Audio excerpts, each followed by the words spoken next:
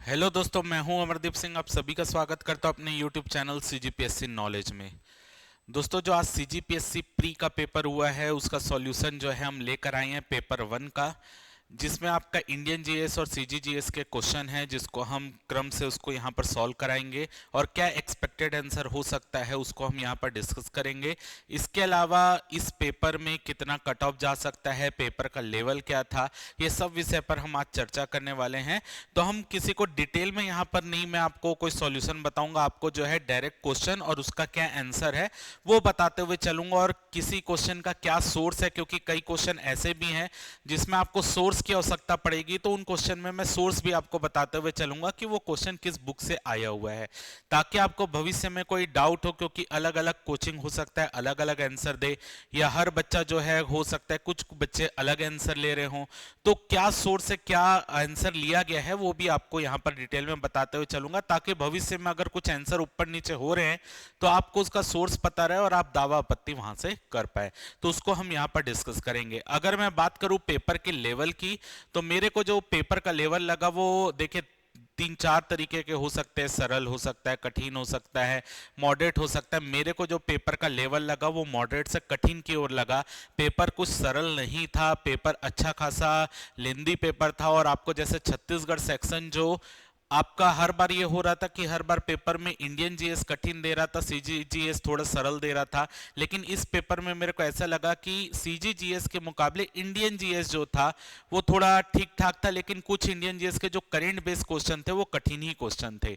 यानी पेपर कठिन की तरफ है तो सीधी सी बात है कि अगर पेपर कठिन की तरफ है तो आपको घबराने की जरूरत नहीं है, पेपर का जो कट ऑफ होगा वो नीचे होगा।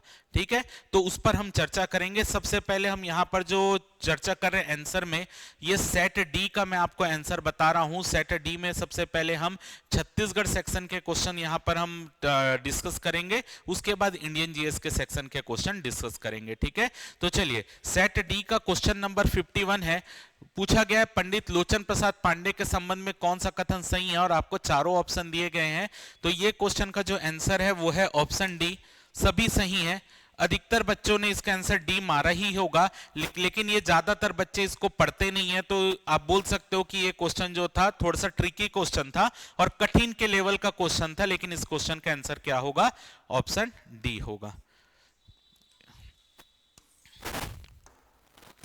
आंसर ऑप्शन डी इस क्वेश्चन का करेक्ट आंसर है। चलिए अगले क्वेश्चन की तरफ बढ़ते हैं। क्वेश्चन नंबर 52 है, ग्राम सभा के संदर्भ में कौन सा कथन सही है, और आपको चार ऑप्शन दिए। ग्राम पंचायत क्षेत्र का प्रत्येक निवासी इसका सदस्य होगा, ग्राम सभा की बैठक 3 माह में एक बार होनी चाहिए। कई बच्चे जो है इसका ऑप्शन एक सही ले रहे होंगे, लेकिन वो गलत है। ग्राम पंचायत क्षेत्र के प्रत्येक निवासी इसके सदस्य जरूर होते। ग्राम पंचायत क्षेत्र के भीतर आने वाले ग्राम सभा के जितने निवासी हैं वो सभी ग्राम सभा के सदस्य होंगे, लेकिन उनका नाम मतदाता सूची में होना चाहिए। अगर उनका नाम मतदाता सूची में नहीं है तो उसके सदस्य नहीं होंगे, इसलिए पहला पॉइंट गलत है। ग्राम सभा की बैठक 3 माह में कम से कम एक बार होती, बिल्कुल करेक्ट है। ग्राम सभा बैठक की अध्यक्षता सरपंच और उप सरपंच की अनुपस्थिति में वरिष्ठतम पंच करेगा, नहीं, सरपंच करेगा या उप सरपंच, अगर दोनों अनुपस्थित है तो अपने बीच में से चुनेंगे। ग्राम सभा के सदस्यों की कुल संख्या के 1/3 अधिक सदस्य लिखित मांग पर 30 दिन के भीतर ग्राम सभा की बैठक बुलाई जाएगी, करेक्ट है। अगर ग्राम सभा के 1/3 सदस्य लिखित मांग करेंगे तो 30 दिन के भीतर बैठक बुलाई जाती है। तो 2 और 4 सही है, यानी इस क्वेश्चन का जो आंसर होगा ऑप्शन डी होगा। ऑप्शन डी इस क्वेश्चन का करेक्ट आंसर है। चलिए अगले क्वेश्चन की तरफ बढ़ते हैं। अगला क्वेश्चन है, खुरिया पठार में स्थित सबसे ऊंची चोटी कौन सी है? तो खुरिया पठार की सबसे ऊंची चोटी है बुर्जुडी। अब ये आप इसका सोर्स क्या है? एल एन वर्मा की बुक देखिए, एल एन वर्मा छत्तीसगढ़ का भौगोलिक अध्ययन, हिंदी ग्रंथ एकेडमी की बुक है। बुर्जुडी आपको मिल जाएगा, ये करेक्ट आंसर है, 20 क्वेश्चन का करेक्ट आंसर है। चलिए अगला देखते हैं, क्वेश्चन नंबर 54। क्वेश्चन नंबर 54 है, छत्तीसगढ़ में मराठा शासनकाल के संबंध में कौन सा कथन सही है? छत्तीसगढ़ में मराठा शासनकाल में हलों की संख्या के आधार पर किसानों का कर निर्धारण होता था, बिल्कुल करेक्ट है। मराठा शासनकाल में भूमि माप कर उसके अनुसार कर निर्धारण किया जाता था, बिल्कुल गलत है। भूमि कर निर्धारण जो होता था वो हलों की संख्या के आधार पर होता था, भूमि का कोई माप नहीं होता था, तो दूसरा कथन गलत है। मराठा शासनकाल में कर वसूली नगद राशि में की जाती थी, नहीं, मराठा काल में कर वसूली नगद नहीं था, विनिमय प्रथा थी, कर वसूली नगद रुपए में नहीं होती थी शुरू के मराठा काल में। बाद में आगे चलकर जब रघुजी त्रिथी या विट्ठल जी दिनकर ये सब शासनकाल आया, तो जब अंग्रेज ब्रिटिश अधीक्षक आ गए उसके बाद उन्होंने ये प्रथा लाई थी नगद वाला, तो तीसरा पॉइंट भी गलत है। मराठा शासनकाल में अनाज बिक्री का उचित प्रबंध था, ये भी गलत है। सोर्स क्या है, अब कई लोग इसको सही माने होंगे, गलत माने होंगे, आप राम कुमार बिहार की बुक देख सकते हैं, उसमें आपको मिल जाएगा। जो आपका शुरू का मराठा शासनकाल का आप देखेंगे वहां पर आपको ये क्वेश्चन का आंसर मिल जाएगा। तो इस क्वेश्चन का आंसर होगा ऑप्शन ए, केवल एक सही है। चलिए अगला क्वेश्चन देखते हैं। अगला क्वेश्चन है, छत्तीसगढ़ में गार्नेट खनिज निम्नलिखित जिलों में कहां पाया जाता है? तो गार्नेट आपका गरियाबंद, जसपुर, बीजापुर में पाया जाता है, ए बिल्कुल करेक्ट आंसर है। अगला क्वेश्चन है, पेंड्रा पठार कहां स्थित है? तो पेंड्रा पठार आपका लोरमी और हसदेव बेसिन के मध्य स्थित है, बी करेक्ट आंसर है। एलन वर्मा की बुक में यह भी आपको मिल जाएगा, बी करेक्ट आंसर है। चलिए अगला क्वेश्चन देखते हैं, क्वेश्चन नंबर 57 है, छत्तीसगढ़ में खीर जैसा व्यंजन है, तो तरमई यहां पर लिखा हुआ है, डी है वही है, कहीं तरमई लिखा मिलता है, कहीं तस्मई लिखा मिलता है, तो डी ही इसका करेक्ट आंसर है, खीर जैसा, डी इसका करेक्ट। रायपुर के किस होटल में रायपुर षड्यंत्र केस की योजना बनाई गई थी? तो इसका आंसर है ओरिएंटल होटल, मालवीय रोड स्थित ओरिएंटल होटल में रायपुर षड्यंत्र केस की पूरी आपका रचना तैयार की गई थी। यहीं पर जो मुखबिरी किए थे शिवनंदन, वो यही मीटिंग में शामिल थे, सब संबंधित है। 1942 रायपुर षड्यंत्र केस, ओरिएंटल होटल। चलिए अगला क्वेश्चन है, पर्रा भरलाई काव्य संग्रह के लेखक कौन है? तो पर्रा भरलाई श्यामलाल चतुर्वेदी, बहुत बार पेपर में आया हुआ क्वेश्चन है, श्यामलाल चतुर्वेदी करेक्ट आंसर है। अगला क्वेश्चन है, घोटुल का सामूहिक मनोरंजन गीत कौन सा है? तो घोटुल का गीत है हुल्की पाटा, जो कि घोटुल के अंदर जो चेलिक और मोटियारी रहते हैं उसके द्वारा गाया जाता है, सी इसका करेक्ट आंसर है। अगला है, खारून नदी से संबंधित निम्नलिखित में से कौन सा कथन सही है? तो यह दुर्ग जिले की महत्वपूर्ण नदी, बिल्कुल करेक्ट है। इसका उद्गम चोरहा नाला के पेटेचुआ से हुआ है, बालोद जिले, बिल्कुल करेक्ट है। दुर्ग रायपुर सीमा में इसका 80.5 किलोमीटर बहती है, भी करेक्ट है। और यह नदी ढाल के अनुरूप, ये भी बिल्कुल करेक्ट है। चारों ही कथन सही है, तो डी इस क्वेश्चन का बिल्कुल करेक्ट आंसर है। चलिए अगले क्वेश्चन की तरफ बढ़ते हैं। अगला क्वेश्चन है, छत्तीसगढ़ में बिहई किसका एक प्रकार है? तो बिहई जो है वो चौक का एक प्रकार होता है। कई स्टूडेंट इसमें जो है लोकगीत भी आंसर ले सकते हैं, लेकिन याद रखिएगा लोकगीत जो विवाह के अवसर पर गाए जाते हैं उसको बिहई नहीं बिहाव बोलते हैं, ठीक है। बिहई नाम नहीं है उसके लिए, क्या नाम है? बिहाव। तो बिहाव एक लोकगीत होता है जो कि विवाह के समय गाया जाता है, उसको बिहाव गीत बोलते हैं। जबकि बिहई जो है वो एक चौक का प्रकार होता है, रंगोली का प्रकार होता है, जो विवाह के समय घर में बनता है, बिहई। तो इसका आंसर क्या होगा? बी करेक्ट आंसर होगा, चौक। अगला है, छत्तीसगढ़ के सूरजपुर जिले के 75 ग्राम पंचायतों को बाल विवाह मुक्त ग्राम पंचायत घोषित किया गया, बिल्कुल करेक्ट है। यह उपलब्धि जिले के प्रमुख कार्यक्रम स्वस्थ महिला सक्षम परिवार के अंतर्गत आती नहीं। जो बाल विवाह मुक्त किया गया वो बाल विवाह मुक्त छत्तीसगढ़ अभियान के अंतर्गत किया गया है, और जो आपका यह बाल विवाह मुक्त भारत अभियान के अंतर्गत भी इसको घोषित किया गया है। 75 सूरजपुर जो है पूरे भारत में पहला ऐसा जिला था जहां पर ये बाल विवाह मुक्त ग्राम पंचायतें घोषित की गई थी। तो याद रखिएगा पहला सही है, दूसरा गलत है, तो करेक्ट आंसर आएगा ए, केवल एक सही है। चलिए अगला है 64 नंबर, आवाज से संबंधित निम्नलिखित कथन किस जनजाति संबंधित है? परंपरागत रूप से खद्दरगर या बन खद्दर, बिट्टीकर या लाड़ी या नान अक लाड़ी, 3 प्रकार के आवाज बनाए जाते हैं। तो इसका आंसर जो है पर्टिकुलर मेरे को कहीं नहीं मिला, लेकिन अनुमानित रूप से हो सकता है मुंडा जनजाति इसका आंसर हो, लेकिन कंफर्म नहीं है, ठीक है। क्योंकि ये पर्टिकुलर जहां पर ये सब लिखा है खद्दरगर, वो बैगा में भी होता है, दोरला में भी होता है और मुंडा में भी होता है। और उपयुक्त सभी हमारे पास आंसर नहीं है, तो ये पीएससी के ऊपर डिपेंड करेगा कि वो किसका आंसर लेगा। बाकी जो खद्दरगर या बन खद्दर, या आपको टीआरटीआई का अगर आप साइड देखेंगे वहां पर आपको बैगा में भी लिखा मिल जाएगा, आपको दोरला में भी, मुंडा में भी लिखा मिल जाएगा। अब पीएससी के आंसर ले रही है उसके ऊपर डिपेंड करेगा। तो बाकी ये आंसर मेरे हिसाब से मुंडा होना चाहिए, लेकिन पीएससी में भी हो सकता है बैगा जनजाति ले, क्योंकि वो विशेष पिछड़ी जनजाति है। बाकी अब डिपेंड करेगा क्या आंसर लेता है। अगला है, भारत के संविधान में नगर पंचायत का उल्लेख कहाँ है? तो भाग 9A में है, 20 का करेक्ट आंसर है। भाग 9 पंचायत होता है, भाग 9A नगर पालिका संबंधित है, तो भाग 9A है। अगला है, बिंबा जी की मृत्यु पर रतनपुर की जनता काफी दुखी थी, इसका उल्लेख किस विदेशी यात्री ने किया था? तो कई बच्चे जो हैं अगर क्रम से देखेंगे, बिंबा जी भोसले के बाद जब व्यंकोजी भोसले का शासनकाल आता है तो व्यंकोजी भोसले के शासनकाल में सबसे पहले महिपतराव दिनकर आते हैं और महिपतराव दिनकर के समय फॉरेस्टर आता है।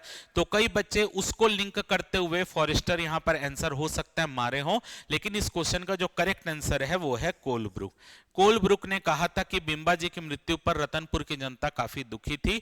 इसका भी सोर्स आपको राम कुमार बिहार की बुक में मिल जाएगा, भगवान सिंह वर्मा की बुक में मिल जाएगा। कोलब्रुक इस क्वेश्चन का करेक्ट आंसर है, ये इस क्वेश्चन का करेक्ट आंसर है। चलिए अगला देखते हैं, क्वेश्चन नंबर 67 है, छत्तीसगढ़ के एसडीजी जिला स्तरीय प्रगति रिपोर्ट 2023 के आधार पर कॉलम 1 और लक्ष्य जो है उसमें कौन फर्स्ट रहा है? अलग अलग आपके एसडीजी लक्ष्य, सतत विकास लक्ष्य, उसमें कौन प्रथम रहा है? तो लक्ष्य 5 में कबीरधाम ही प्रथम रहा है, लक्ष्य 8 में रायपुर प्रथम रहा है, लक्ष्य 10 में जो है रायगढ़ है और लक्ष्य 13 में बिलासपुर है। तो आप मिला लीजिए, ए का 1, बी, डी, सी, ए इस क्वेश्चन का करेक्ट आंसर। इकोनॉमिक सर्वे का क्वेश्चन है, इकोनॉमिक सर्वे का चैप्टर 17 है, लास्ट वाला चैप्टर, उसमें ये दिया हुआ है। चलिए अगला देखते हैं। अगला यहाँ पर आपको ये मैचिंग करना है जो अलग अलग क्षेत्र में शास्त्रीय संगीत ये सब में प्रचलित हैं और उनके कौन कौन उस क्षेत्र में कार्य कर रहे हैं। तो सम्मिलित कर लेते हैं। कथक से संबंधित है आपके यहाँ पर, कथक से आरती जैन, तो एक का सी, एक ही ऑप्शन में दिया है और कोई ऑप्शन में सी नहीं दिया है, ठीक है। तबला जो है, तबला मुकुंद नारायण भाले, 2 का डी, एक ही में 2 का डी, चलो। सितार जो है, सितार इंद्रानी चक्रवर्ती, भरतनाट्यम, ये तो बी इस क्वेश्चन का बिल्कुल करेक्ट आंसर है। चलिए अगला क्वेश्चन देखते हैं। अगला क्वेश्चन है, जनपद पंचायत के विषय में क्या शामिल नहीं है? सबसे पहले यहां पर नहीं है देखना है। तो जनपद पंचायत में आपको पता है लोकसभा के सांसद जनपद पंचायत के सदस्य नहीं बनते, वो जिला पंचायत के बनते हैं। तो डी इस क्वेश्चन का बिल्कुल करेक्ट आंसर है, ये शामिल नहीं है।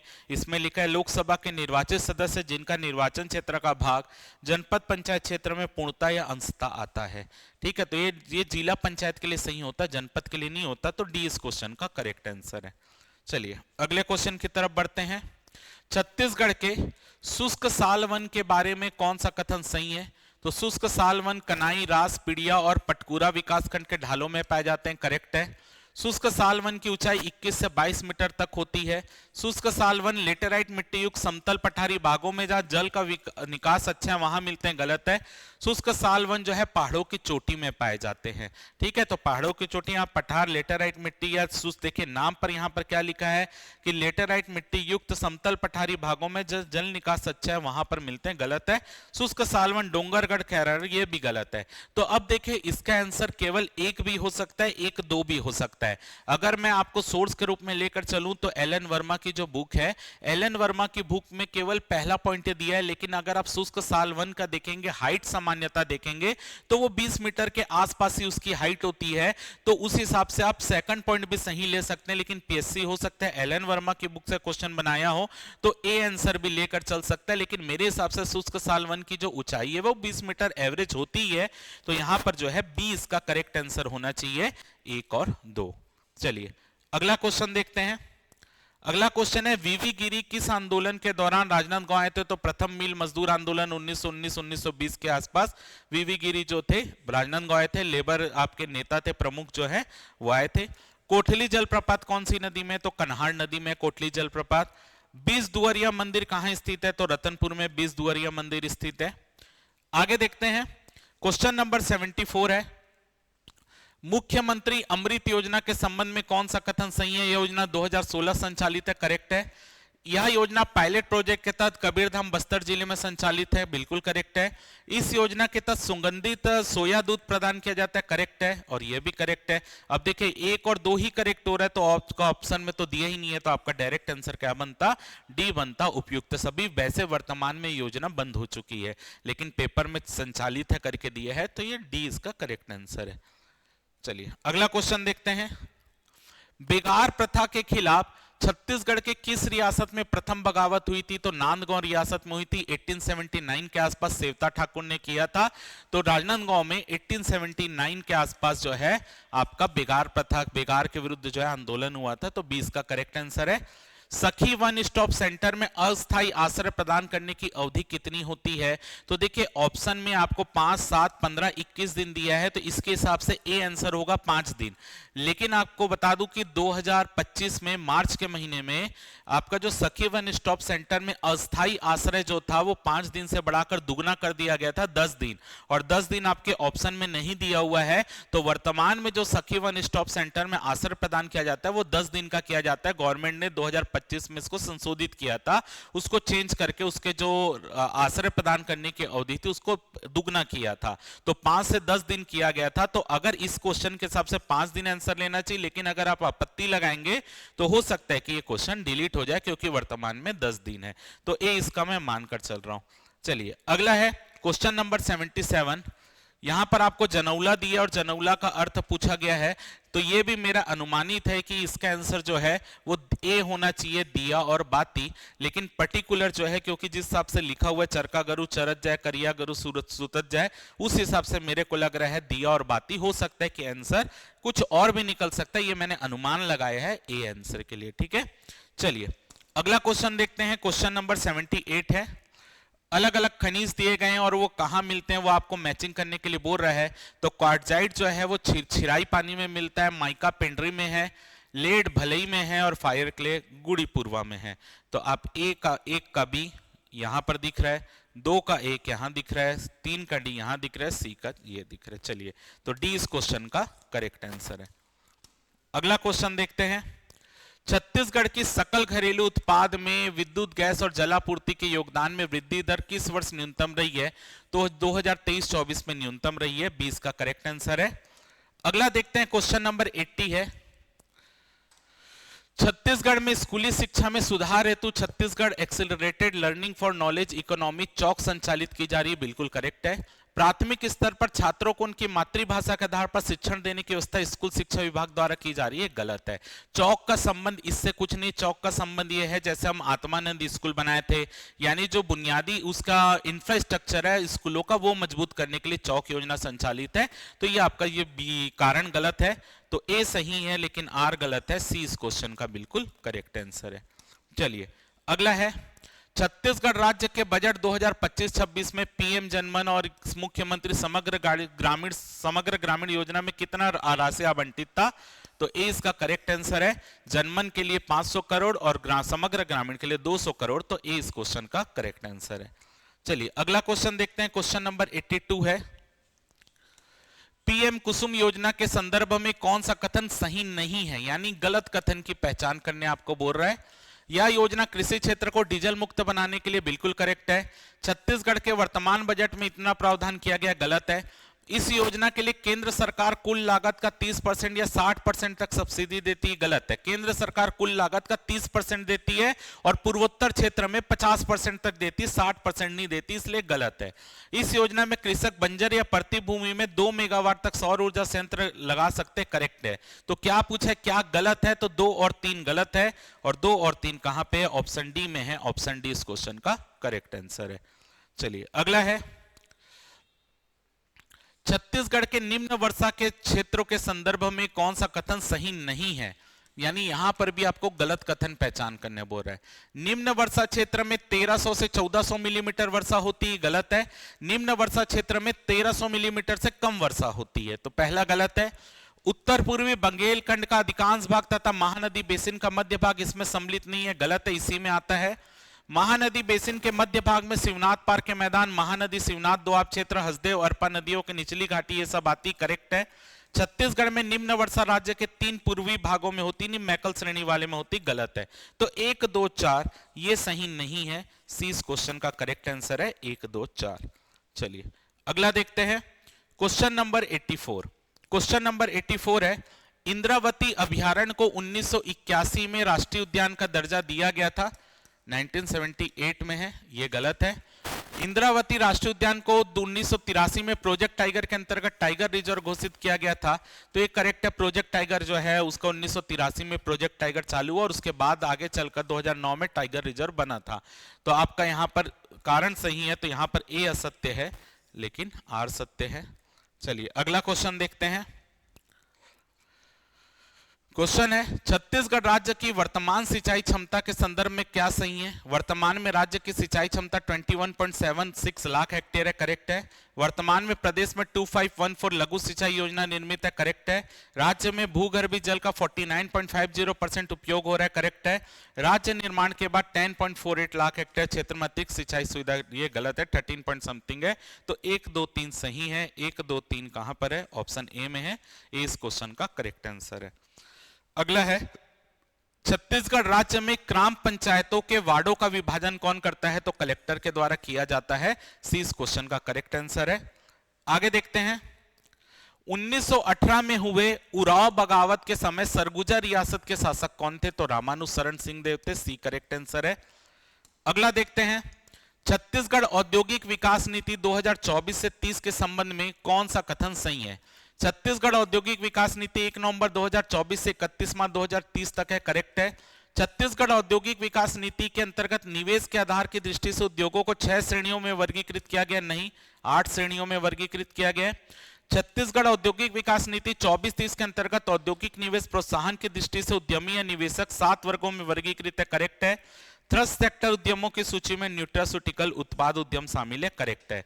तो आपसे पूछा है कौन सा कथन सही है? तो 1 3 और 4 सही है। अब 1 3 4 कहां पे है? ऑप्शन सी में है, तो ऑप्शन सी इस क्वेश्चन का करेक्ट आंसर है। चलिए अगला देखते हैं, पूछा है निम्नांकित में से कौन सी जनजाति में आत्मा में विश्वास किया जाता है? तो उराव में भी होता है, टोडा कोटा उराव, ये टोडा और कोटा तमिलनाडु क्षेत्र की जनजाति हैं, उराव में भी होता है, तो डी इस क्वेश्चन का करेक्ट आंसर है, उपयुक्त सभी। अगला क्वेश्चन है, छत्तीसगढ़ के दंडकारण्य के क्षेत्र में कृषि से संबंधित कौन से कथन सही है? दंडकारण्य क्षेत्र की कुल बोई गई भूमि के 8% भाग पर दलहन बोई जाती, बिल्कुल करेक्ट बात है।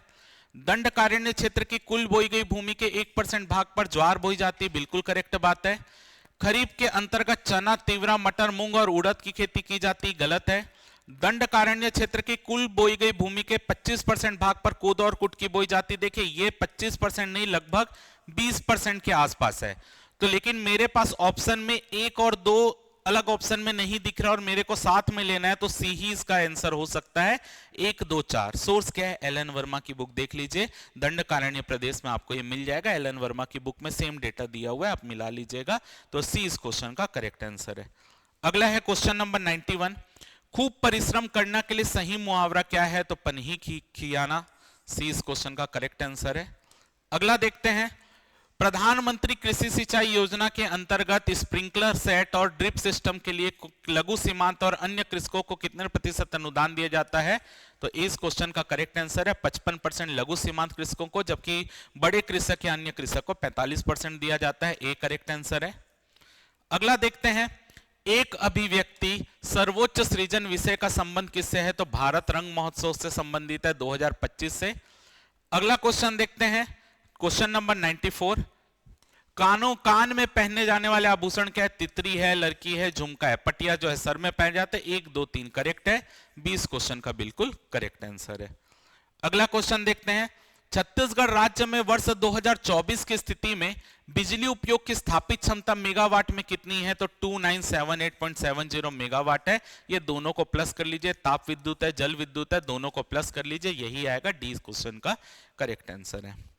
अगला क्वेश्चन है क्वेश्चन नंबर 96, छत्तीसगढ़ के पांडु वंश के शासन के संबंध में कौन सा कथन सही नहीं है? यानी आपको गलत कथन की पहचान करना है। तो सरबपुरी राजवंश की सत्ता समाप्त होने के पश्चात पांडु वंश ने अपना राज्य दक्षिण कौशल में स्थापित किया। यानी यहां पर सरबपुरी राजवंश की सत्ता समाप्त होने के बाद पांडु वंश ने अपना राज्य दक्षिण कौशल में स्थापित किया। तो ये आधा सही है, आधा गलत है। कैसे? क्योंकि अगर आप देखेंगे दक्षिण कौशल में सरबपुरी को हरा के ही पांडु आए थे। सरबपुरी राजवंश में मतभेद हुआ था, वहीं से इंद्रबल जो है पांडु वंश की नींव रखे थे। लेकिन यहां पर जो आपके पांडु वंश की नींव है वो सरबपुरी के पहले मैकल के क्षेत्र में जरूर थी पांडु वंश की नींव। यानी मैकल के पांडु वंश आपके जो सिरपुर के पांडु वंश है उससे पहले। और तो यहां पर शब्द लिखा है दक्षिण कौशल, तो दक्षिण कौशल में तो आपके मैकल के पांडुवंश पहले से थे। बाद में सरबपुरी को हराकर वो यहां पर है। आप पढ़ते हैं ना, इंद्रबल, सूरबल, ये सब मैकल के पांडुवंश है। तो मैकल के पांडुवंश तो पहले से थे, समझ आ रहा है? अब देखिए हर्षगुप्त को परम महेश्वर कहा गया, ये भी गलत है। हर्षगुप्त को परम महेश्वर नहीं कहा गया है, जो महासी गुप्त बलार्जुन है उनको परम महेश्वर की उपाधि थी। हर्षगुप्त के शासनकाल में राजधानी सिरपुर में विष्णु मंदिर का निर्माण हुआ, ये भी गलत है। हर्षगुप्त के शासनकाल में नहीं हुआ। हर्षगुप्त की जो पत्नी है वाष्टा देवी, वो हर्षगुप्त की मृत्यु के बाद महासी गुप्त बलार्जुन के काल में सिरपुर में विष्णु मंदिर का निर्माण कराई थी, जो लक्ष्मण मंदिर के नाम से प्रचलित है। तीवर देव के पश्चात हर्षगुप्त, महानन्ना और चंद्रगुप्त ने क्रमशः शासन किया, यह भी गलत है। तीवर देव के पश्चात अगर आप देखेंगे महानन्ना राज आते हैं, फिर चंद्रगुप्त आते हैं, उसके बाद हर्षगुप्त आते हैं। यहां पर क्रमशः लिखा है तो क्रमशः में वो भी गलत है। लेकिन मेरे को ऑप्शन में यहां पर अगर आप देखेंगे या तो 3-4 गलत दिए है, या तो केवल 3 गलत दिया है, या 1-2 गलत दिया है। लेकिन मेरे हिसाब से यहां पर चारों ही कथन गलत हैं। तो चारों ही कथन गलत है, यानी क्वेश्चन जो है ये डिलीट होने की संभावना है यहां पर, क्योंकि चारों ही कथन गलत दिए हुए हैं। अगर मैं पहले वाले को ये भी मानकर चल लेता हूं कि पहला वाला जो है मैं सही भी मान लेता हूं, चलो आपने मैकल का पांडुवंश नहीं, आप सिरपुर पांडुवंशी लेकर चले, मैं पहला वाला सही मान लेता हूं, तब भी 2-3-4 गलत है और 2-3-4 मेरे ऑप्शन में नहीं है, केवल 3-4 मेरे ऑप्शन में है। तो उस हिसाब से आप देखेंगे तो यहां पर हर्षगुप्त को परम महेश्वर कहा गया, कहीं नहीं है, महासी गुप्त बलार्जुन को कहा गया है। तो मेरे हिसाब से इस क्वेश्चन को डिलीट होना चाहिए। अब कई बच्चे उपयुक्त में से कोई नहीं, तो उपयुक्त में से कोई नहीं का मतलब यहां पर क्या है, कौन सा कथन गलत है, तो आप बोल रहे चारों ही कथन गलत नहीं है, आप ये बोलते तब डी आंसर होता। चारों को कथन आप सही मान रहे होते तब डी आंसर होता। ठीक है, तो ये क्वेश्चन जो है डिलीट होने की संभावना है। चलिए अगला क्वेश्चन देखते हैं। धर्मेश किस जनजाति के प्रमुख देवता है, तो उराव के प्रमुख देवता धर्मेश है। आगे देखते हैं, पंचायत उपबंध अनुसूचित क्षेत्रों पर विस्तार अधिनियम 1996 के अनुसार ग्राम में साधारणता क्या शामिल होता है, तो पूर्वा या पूर्वों का समूह यानी मोहल्ला आवासों का समूह करेक्ट है। समुदाय समाविष्टो करेक्ट है। कम से कम 200 की जनसंख्या ये गलत है। परंपरा रूढ़ियों के अनुसार कार्यकलापों का प्रबंध करता हो करेक्ट है। तो 1, 2, 4 20 क्वेश्चन का करेक्ट आंसर है।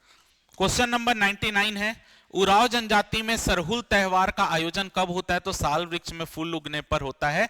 बहुत कॉमन क्वेश्चन है, बहुत बार आया हुआ है, बी करेक्ट है। भारतीय संविधान का कौन सा अनुच्छेद राज्य को ग्राम पंचायत के संगठन का निर्देश देता है, तो बी है। तो ये आपके राज्य के नीति निदेशक तत्व में आता है, अनुच्छेद 40, जो कि आपका ग्राम पंचायत से संबंधित है। तो यहां पर मैंने आपका छत्तीसगढ़ के 50 क्वेश्चन जो आपके सेट डी में थे उसको यहां पर मैंने कवर किया है। अब आपका जो इंडियन जीएस है वो अनिश सर कवर करेंगे, उसके पहले मैं कट ऑफ के बारे में थोड़ा सा चर्चा कर ले रहा हूं। पेपर मेरे को ऐसा नहीं लगा कि पेपर सरल है, पेपर अच्छा खासा मॉडरेट से कठिन लेवल का पेपर है। इंडियन जीएस में भी कई सेक्शन ऐसा पूछा गया है जो नॉर्मल पेपर में नहीं आता है, समझ आ रहा है। तो इंडियन जीएस भी वैसा सरल नहीं है, वो भी कठिन है। तो कठिन पेपर का लेवल है, यानी आपका कट ऑफ हो सकता है कि गिर के 110-112 नंबर के आसपास जनरल कैटेगरी का आ जाए, जो पिछले बार 140, 45, 130 ऐसा जा रहा था। उतना जाने का उम्मीद मेरे हिसाब से नहीं है। कट ऑफ आपका वही 105-110 नंबर हो सकता है जनरल कैटेगरी का आ जाए, और उसके बाद जो आप ओबीसी, एससी, एसटी या ये सब आप 5-5 नंबर कम कर लीजिए। ओबीसी लगभग जनरल के आसपास ही रहेगा, 105-110 के आसपास ही जनरल के आसपास ही ओबीसी रहेगा। एससी 3-4 नंबर कम हो सकता है, एसटी उससे 5-6 नंबर और कम हो सकता है, लेकिन ज्यादा कट ऑफ जाने की उम्मीद नहीं है। तो आपको नर्वस नहीं होना है। जिनका भी इस रेंज के आसपास 110 नंबर, 115 नंबर या 100 नंबर के आसपास भी अगर आपका नंबर आ रहा है तो आपको आगे मेंस की तैयारी जरूर करनी चाहिए, और उम्मीद है कि आपका पेपर अच्छा गया होगा। पेपर 1 तो आप क्लियर करेंगे, पेपर 2 का आपका क्लियर होना भी जरूरी है, तो आपने वो भी अच्छा बनाया होगा, उम्मीद है ऐसा। ठीक है, तो अब मैं अनिश सर को जो है माइक सौंप रहा हूं। आपका जो आगे का पार्ट है इंडियन जीएस का वो आपसे डील करेंगे, जो क्वेश्चन 1 से क्वेश्चन 50 है।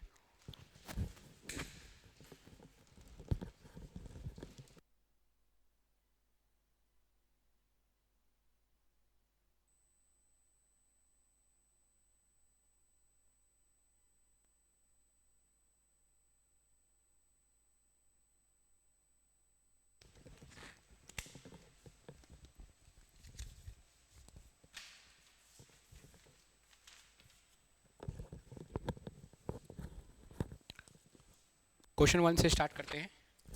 पहला क्वेश्चन तो बहुत इजी था। क्या था, किस कालखंड की कला का प्रधान केंद्र खजुराहो था? तो भैया किसका था? आपका चंडेल काल का। ठीक है, तो पहला तो इजी है, बहुत इजी क्वेश्चन है। ये क्वेश्चन आपके बहुत बार एग्जाम में पूछा भी गया है।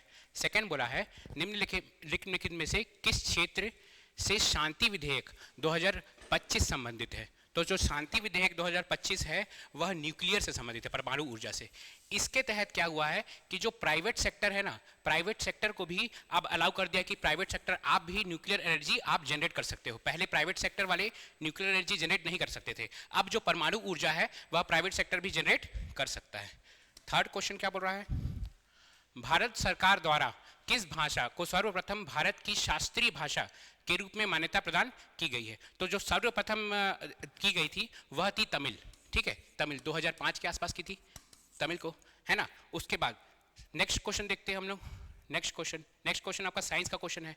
फैक्ट्री चिमनी उत्सर्जन से धूल, कालिख और फ्लाई ऐश कणों को निकालकर वायु प्रदूषण को कम करने के लिए किस प्रकार के बल का उपयोग किया जाता है। तो ये जो है ये इलेक्ट्रोस्टैटिक फोर्स है। इलेक्ट्रोस्टैटिक फोर्स होता है, एक इक्विपमेंट होता है इलेक्ट्रोस्टैटिक प्रेसिपिटेटर, इलेक्ट्रोस्टैटिक प्रेसिपिटेटर होता है। हाँ, ये हर फैक्ट्री के बाहर लगे रहता है, जिससे ये ना सारा जो आपका फ्लाई ऐश ना उसको पकड़ लेता है, ठीक है। चलिए नेक्स्ट क्वेश्चन नंबर 5 में देखते हैं हम लोग। क्वेश्चन नंबर 5 बोल रहा है आपका कि किस वित्तीय वर्ष से बजट में व्यय के योजनाबद्ध और गैर योजनाबद्ध वर्गीकरण को समाप्त कर दिया गया है। तो ये जो वित्तीय वर्ष है ये 2017-18 है, ठीक है। क्वेश्चन नंबर 6 देखते हैं हम लोग।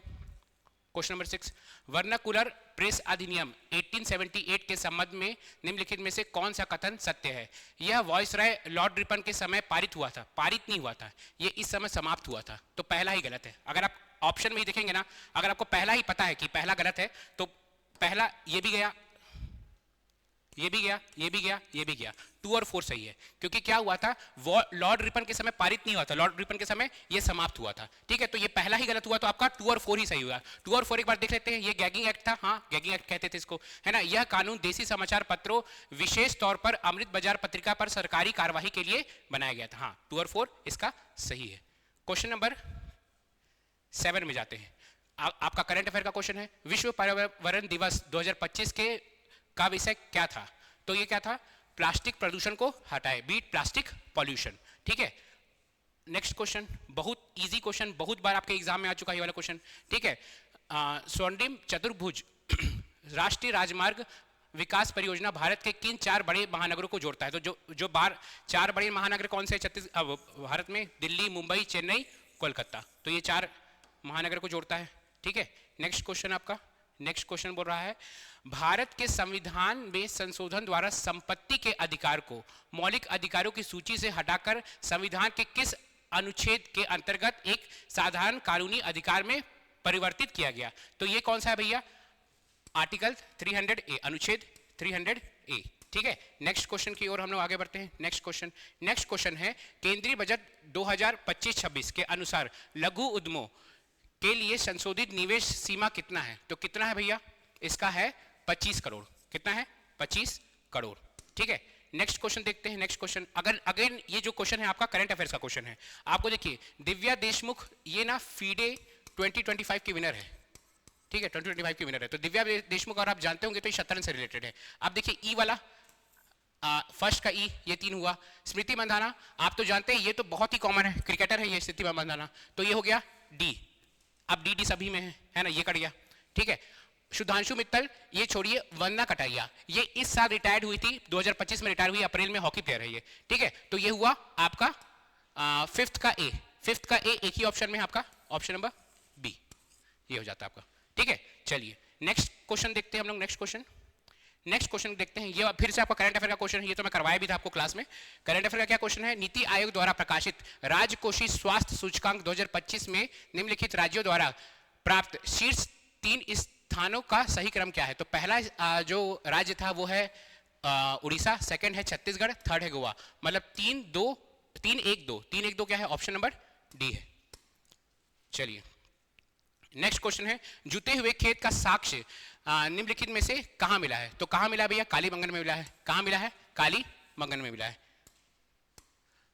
क्वेश्चन नंबर 14 है, तिलक मंजरी नामक ग्रंथ के रचनाकार कौन है। तो तिलक मंजरी नामक ग्रंथ के रचनाकार कौन है, धनपाल है, ठीक है। चलिए ये क्वेश्चन आपका क्या क्वेश्चन बोल रहा है, ज्ञान के निम्नलिखित स्रोतों में से किसे कुमारी भट्ट स्वीकार करते हैं परंतु प्रभाकर स्वीकार नहीं करते हैं। तो ये क्या है आपका नॉन परसेप्शन, आपका अनुपलब्धि। ठीक है, नेक्स्ट क्वेश्चन बोल रहा है which among of the following great personality of Kanishka court has been called Indian Einstein. Kanishka के दरबार की निम्नलिखित महान विभूतियों में से किसे भारतीय आइंस्टीन कहा जाता है? तो असली में इंडियन आइंस्टीन है आपका सीवी रमन, जो रियलिटी में आपका सीवी रमन है, लेकिन इसके हिसाब से आपका ये नागार्जुन होगा इसका आंसर। अगर आप देखेंगे तो इंडियन आइंस्टीन सीवी रमन को कहा जाता है ना, लेकिन इसके हिसाब से कनिष्क के कोर्ट में कौन थे? नागार्जुन को कहा जाता है ना। नेक्स्ट क्वेश्चन, विजयनगर साम्राज्य के किस शासक ने तुंगभद्र नदी पर बांध तथा नहरों का निर्माण किया था? देवराय प्रथम, देवराय द्वितीय, देवराय प्रथम होगा इसका आंसर। ठीक है, द्वितीय तो आपका मिलिट्री एक्सपेंशन के लिए जाने जाते हैं, है ना। क्वेश्चन नंबर आपका 18, विश्व की सबसे लंबी अटल राजमार्ग सुरंग हिमालय के किस पर्वतमाला में बनाई गई है? अगेन ये आपका करंट अफेयर का क्वेश्चन है। आप अगर देखेंगे ना तो 2-3 साल का करंट अफेयर्स के क्वेश्चन अगर आप पढ़ते रहेंगे 2-3 साल लगातार, अगर आप न्यूज़पेपर पढ़ेंगे तो ये सब क्वेश्चंस आपके वहीं से उठाकर पूछ रहा है। तो इसका आंसर क्या है? पीर पंजल माउंटेन रेंज। ठीक है, पर्वतमाला। ठीक है, वृहद और चौड़े बैग की पटिया, फिर से ये साइंस का क्वेश्चन है। वृहद और चौड़े बैग की पटिया भार उठाते समय आराम और सहजता को कैसे बेहतर बनाती है? देखिए ये क्या होता है, अगर आपका बैग चौड़ा होता है ना, बैग चौड़ा होता है, अगर आपका बैग आप देखोगे बैग आपका बैग चौड़ा होता है, जब जो पट्टियां रहती है जो आपके कंधे में लग रहती है, यहाँ पे चौड़ा होता है, यहाँ पे पतला रहता है, आपका यहाँ पे पतला होता है। तो वो होता क्या है, आपको कॉन्सेप्ट पता है? कॉन्सेप्ट क्या होता है भैया?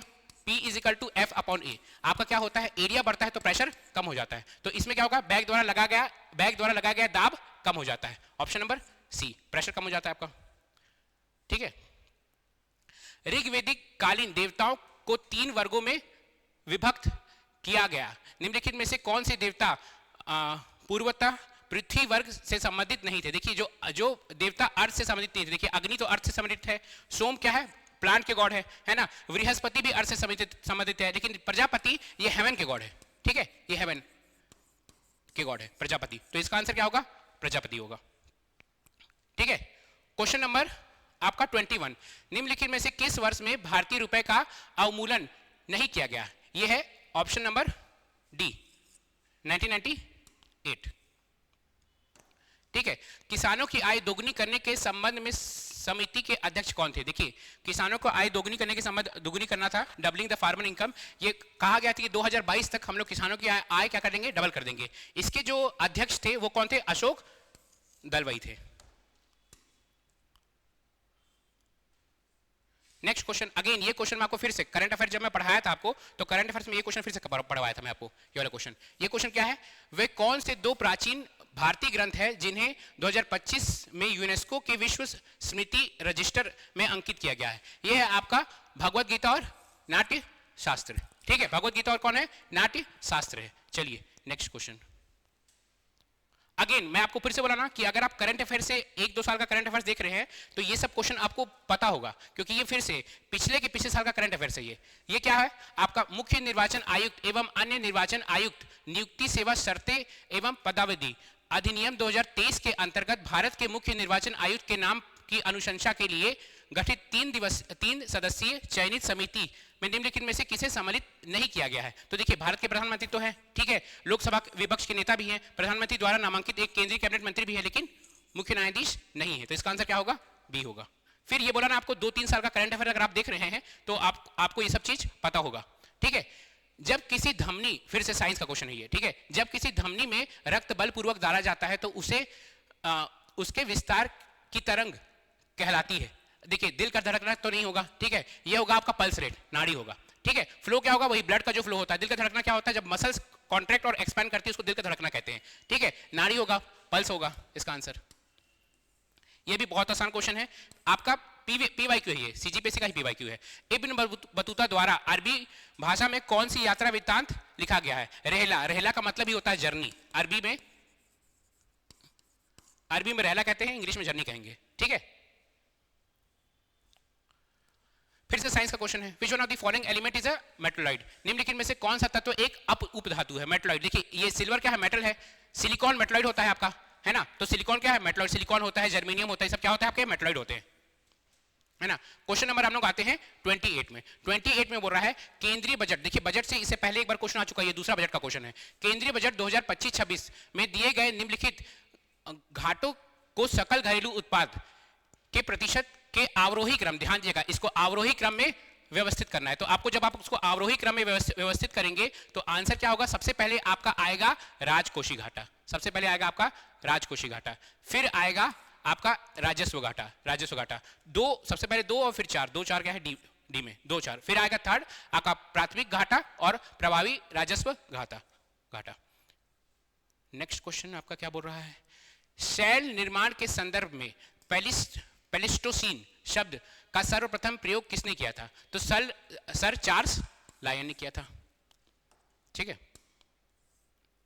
नेक्स्ट क्वेश्चन अगेन फिर से ये आपका क्या आ गया, करंट अफेयर्स का क्वेश्चन आ गया, ये आपका करंट अफेयर्स का क्वेश्चन आ गया फिर से। भारत में वर्ष 2025 में स्वच्छ ऊर्जा के संबंध में निम्नलिखित में से कौन सा कथन सही है, जैव ऊर्जा की स्थापित क्षमता 11.61 मेगावाट हो चुकी है, ये सही है। लघु जल विद्युत क्षमता बढ़कर 5.16 गीगावाट हो गई है, ये भी सही है। वृहद जल विद्युत क्षमता 50.91 गीगावाट हो गई है, ये भी सही है। सौर ऊर्जा की स्थापित क्षमता 135.81 गीगावाट हो गई है, ये भी सही है। ये चारों सही है, तो इसमें उपयुक्त सभी होगा, इसका आंसर क्या होगा, उपयुक्त सभी होगा। नेक्स्ट क्वेश्चन की ओर हम लोग आगे बढ़ते हैं भैया। अच्छा, ये वाला क्वेश्चन, ये वाला जो ऐसा क्वेश्चन है, ये तो सब्जेक्ट भी समझ नहीं आ रहा किस सब्जेक्ट से पूछा गया है। ठीक है, इसका जो क्वेश्चन अगर आप मेरे को जो सही लग रहा है, देखिए ये पहले मैं क्वेश्चन पढ़ देता हूं आपका। पृथ्वी का वह मॉडल जिसे कागज की एक सपाट शीट पर छोटे पैमाने पर दर्शाया जाता है उसे क्या कहते हैं। देखिए आप ये जो क्वेश्चन है ना, ये क्वेश्चन अगर आप कभी सर्च भी मारोगे तो आपको गूगल भी गलत बनाएगा आंसर। इसका यूजुअली ना या तो फिर एक हो सकता है आपका ये लघु पृथ्वी मॉडल या स्केल अर्थ मॉडल, है ना, पैमाना पृथ्वी मॉडल, इन दोनों में से कोई एक मुझे लग रहा है, लेकिन ज्यादा सही मुझे रेड्यूस्ड अर्थ मॉडल लग रहा है, लघु पृथ्वी मॉडल लगेगा, है ना। ये एक इंजीनियरिंग का क्वेश्चन है, जब हम लोग इंजीनियरिंग में पढ़ते थे तो मुझे थोड़ा मोड़ा याद है उसका, इसको रेड्यूस्ड अर्थ मॉडल ही कहते थे, लेकिन ये क्वेश्चन किस सब्जेक्ट का है समझ नहीं आ रहा है। ठीक है, चलिए नेक्स्ट क्वेश्चन, भारतीय संविधान के निम्नलिखित में से किस अनुच्छेद में प्रावधान के अंतर्गत पीठासीन अधिकारी किसी भी सदस्य को अपनी मातृभाषा में सदन को संबोधित करने की अनुमति दे सकता है, तो यह है आर्टिकल 120। आर्टिकल 120 के तहत वो अपनी मातृभाषा में सदन को संबोधित कर सकता है।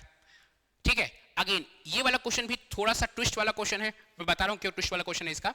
नीचे दिए गए ग्रंथों में से संस्कृत भाषा में रचित वह ग्रंथ कौन सा है जिसे बौद्ध धर्म के नियमों का वर्णन है। देखिए बौद्ध धर्म के नियम का वर्णन भैया विनय पिटक में है, लेकिन विनय पिटक किसमें है, पाली में है। विनय पिटक किसमें है, पाली में है। ये संस्कृत भाषा बोल रहा है। अच्छा, विनय पिटक में ना कहीं कहीं संस्कृत भी लिखा हुआ है, विनय पिटक में कहीं कहीं भी संस्कृत में। जब भी बौद्ध धर्म का नियम बोलेगा तो आपका विनय पिटक ही है, लेकिन विनय पिटक क्या है, पाली में, लेकिन कहीं कहीं यहाँ पे संस्कृत में भी लिखा गया है। अब एक और बुक है विपुल सूत्र। अब विपुल सूत्र क्या है, पहले वो भी पाली में लिखा गया था, लेकिन जो नया फॉर्म ऑफ बुद्धिज्म आया ना उसमें ये संस्कृत में लिखा गया, लेकिन इसमें एग्जैक्टली बौद्ध धर्म के नियम के बारे में एकदम एग्जैक्टली वही नहीं, कहीं कहीं बौद्ध धर्म का नियम लिखा गया है, कहीं कहीं बौद्ध धर्म का नियम नहीं लिखा गया है। तो इसमें इन दोनों में से थोड़ा सा देखते हैं पीएससी क्या आंसर लेता है, लेकिन मुझे जो सही आंसर लग रहा है ये आपका वैपुल्य सूत्र होगा इसका आंसर।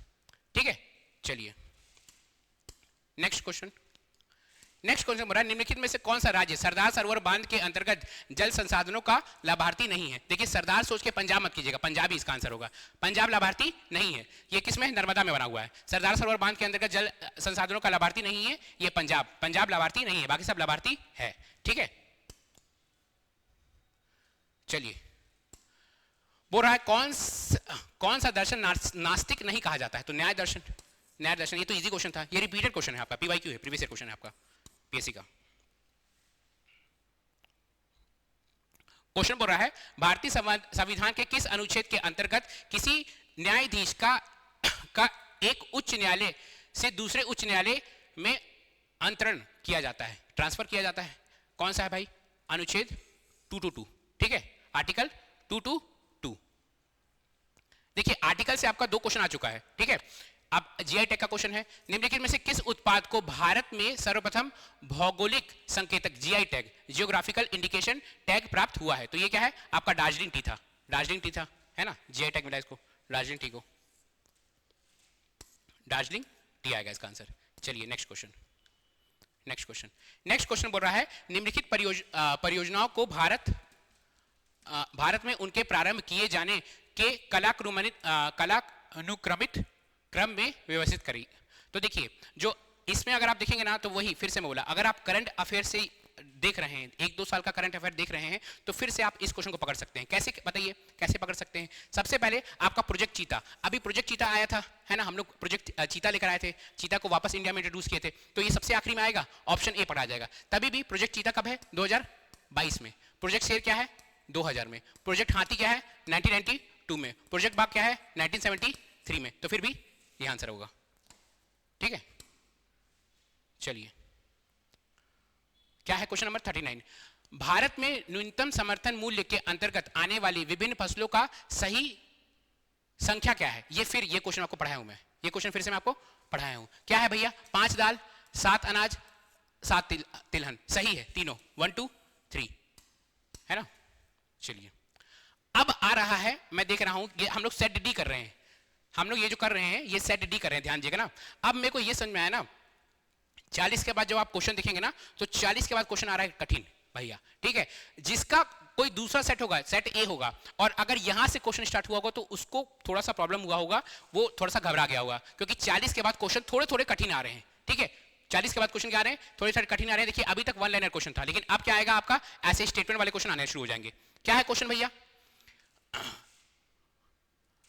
भारत की आंतरिक प्रवास की ग्रामीण शहरी धाराओं में निम्नलिखित 4 प्रकारों पर विचार कीजिए। ग्रामीण क्षेत्रों से ग्रामीण क्षेत्रों की ओर, ग्रामीण क्षेत्रों से शहरी क्षेत्रों की ओर, शहरी क्षेत्रों से शहरी क्षेत्रों की ओर, शहरी क्षेत्रों से ग्रामीण क्षेत्रों की ओर। सांख्यिकी एवं कार्यान्वयन मंत्रालय द्वारा आयोजित आवधिक श्रम बल सर्वेक्षण, है ना। देखिए ये किसकी बात कर रहा है? पीरियोडिक लेबर फोर्स सर्वे 2020-21 की बात कर रहा है। भाई इसको कौन पढ़ा होगा? ठीक है, इसको बहुत ही रेयर चांस है कि आप लोग इसको पीरियोडिक लेबर फोर्स सर्वे को पढ़ के गए होंगे। ठीक है, तो यहां से थोड़ा क्वेश्चन कठिन हो रहा है, फिर भी अगर आप एक लॉजिकल चीज लगाएंगे ना, लॉजिकल लगाएंगे तो इसका आंसर पकड़ सकते हैं। ठीक है, क्या बोल रहा है आपका? सांख्यिकी एवं कार्यालय क्रियान्वयन मंत्रालय द्वारा आयोजित आवधिक श्रम बल सर्वेक्षण 2020-21 में दिए गए प्रतिशत के अनुसार उपयुक्त को अवरोही, ध्यान देगा, अवरोही क्रम में। तो अवरोही क्रम क्या होगा? सबसे पहले क्या होगा भैया? आप खुद सोचो, सबसे पहले क्या होगा? ग्रामीण क्षेत्रों से ग्रामीण क्षेत्रों की ओर, है ना। फिर उसके बाद क्या है? ग्रामीण वाले क्या आते हैं? शहर की ओर आते हैं। फिर शहर क्षेत्र से शहरी क्षेत्रों की ओर, फिर शहर क्षेत्रों से ग्रामीण क्षेत्रों की ओर। तो 1 2 3 4 ये उसका आंसर होगा। Answer number C. देखिए फिर से, अब वही मैं बताया ना आपको, जो 40 के बाद जो क्वेश्चंस आने लगे, अब क्वेश्चन कठिन आने लगे। अब न्यू लेबर कोड के बारे में पूछा है, कौन ही न्यू लेबर कोड के बारे में पढ़ के गया होगा? ठीक है, तो यहां से जो क्वेश्चंस आए हैं धीरे धीरे, शुरू से आपका 39 तक क्वेश्चन थोड़ा इजी थे, थोड़ा समझदार, मतलब लोग जो अच्छे से पढ़े होंगे उनसे बन गया होगा। लेकिन ये वाला जो क्वेश्चन है ये थोड़ा सा आउट ऑफ बॉक्स क्वेश्चन आए हुए हैं। ठीक है, क्या क्वेश्चन है? नए श्रम संहिता के संदर्भ में निम्नलिखित कथनों पर विचार कीजिए और सही उत्तर का चयन कीजिए।